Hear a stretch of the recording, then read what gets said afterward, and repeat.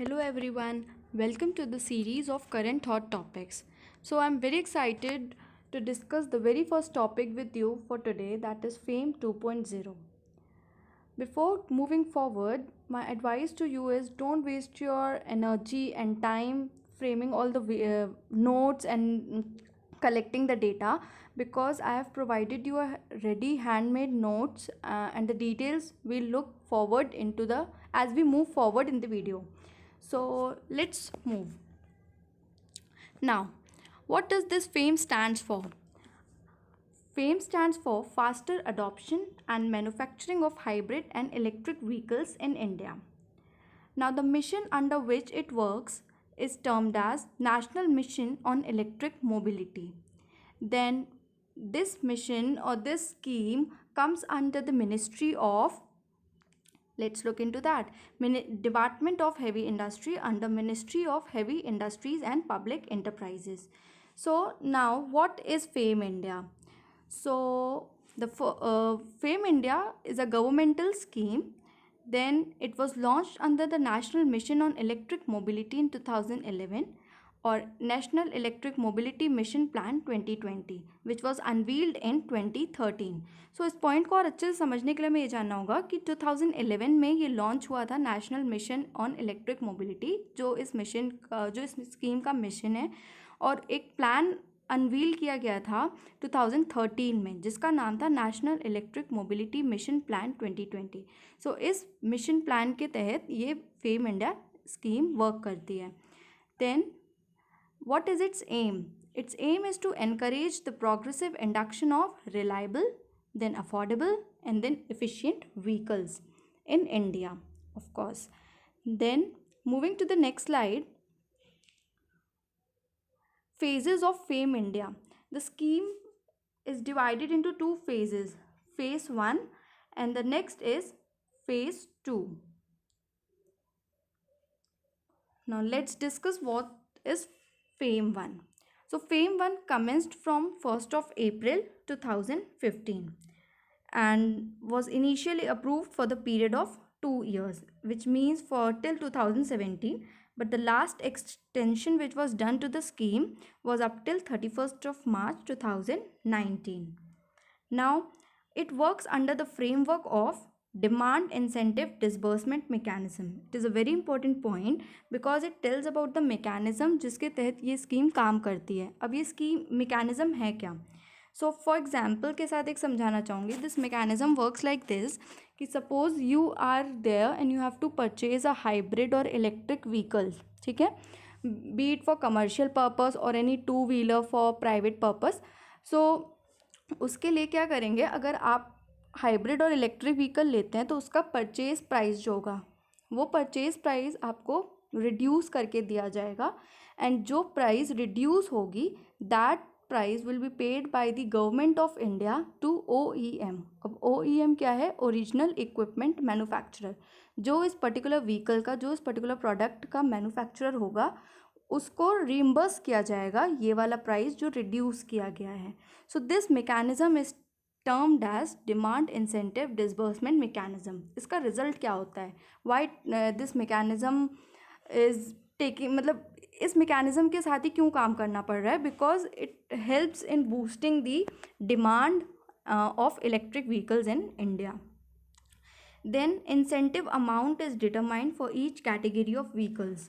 सो अगर मैं incentive amount जो बोल रही हूँ, इंसेंटिव अमाउंट यहाँ पे रिड्यूस्ड प्राइस जो है ना, जो गवर्नमेंट ऑफ इंडिया OEM को पे करती है, तो ये अमाउंट हर एक कैटेगरी जो है व्हीकल्स की उसके लिए डिफरेंट अमाउंट्स हैं. Different category different amount.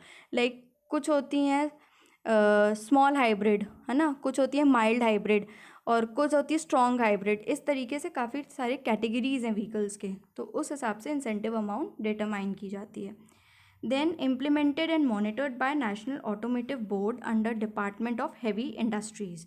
तो ये इम्प्लीमेंट और मॉनिटर ये वाला बोर्ड करता है, इसको आप ध्यान रखिएगा. Now moving to FAME 2 that we term as FAME 2.0, जो हमारा आज का मेन टॉपिक है. सो फेम 1 मैंने इसलिए बताया बिकॉज फेम 2 जानने के लिए हमें फेम 1 जानना उतना ही ज़रूरी हो जाता है. So let's look into FAME 2. FAME 2 commenced from 1st of April 2019. जैसे ही FAME 1 ख़त्म हुआ उसके बाद हमारा FAME 2 या Phase 2 चालू हो गया इस स्कीम का. It will run for a period of 3 years, which means till 2022. Then financial outlay जो इसका बजटरी सपोर्ट है वो 10,000 करोड़ रुपए है. Then what is its aim? Its aim is to achieve and generate demand by way of supporting 7,000 electric or e-buses, then 5 lakh electric or e-3-wheelers, then 55,000 e-4-wheelers and 10 lakh e-2-wheelers. तो ये numbers हैं जिसको support करके हमें अपनी demand को बढ़ाना है, डिमांड को और ज़्यादा जनरेट करना है.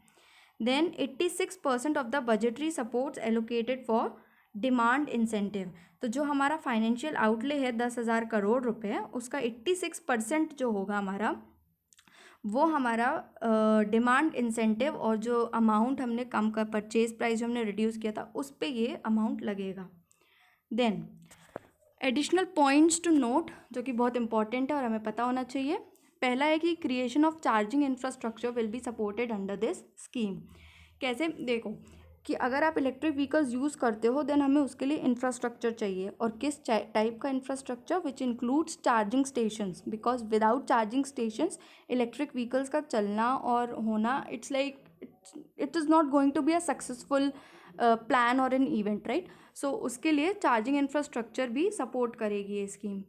Then what is the eligibility for incentive. जिस इंसेंटिव की मैं बात कर रही हूँ, जो अमाउंट रिड्यूस करेंगे, उसके लिए कौन से व्हीकल्स एलिजिबल हैं, let's look into that.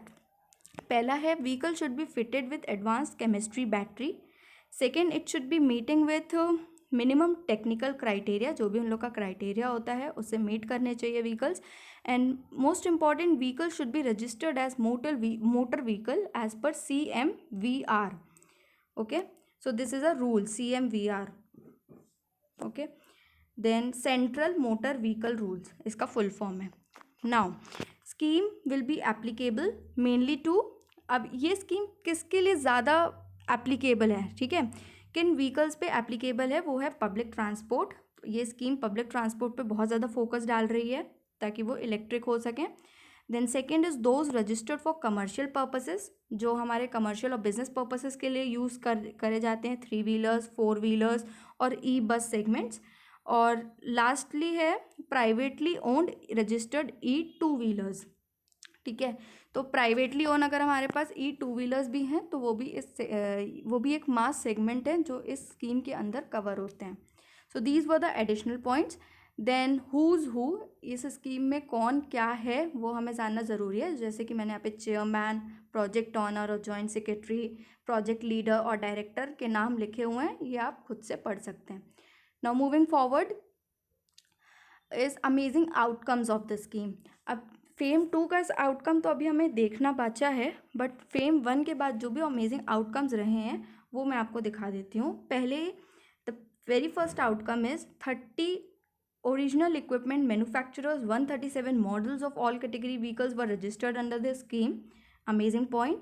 Then secondly, incentive amount जो disburse किया गया था वो था 359 crores, which means for 2.8 lakh vehicles. Then total expected fuel saved is 50 million liters. Can you imagine? Then fuel saving per day was 52,700 liters. And CO2 reduction per day was 1.3 lakh kg, and total CO2 reduction amount was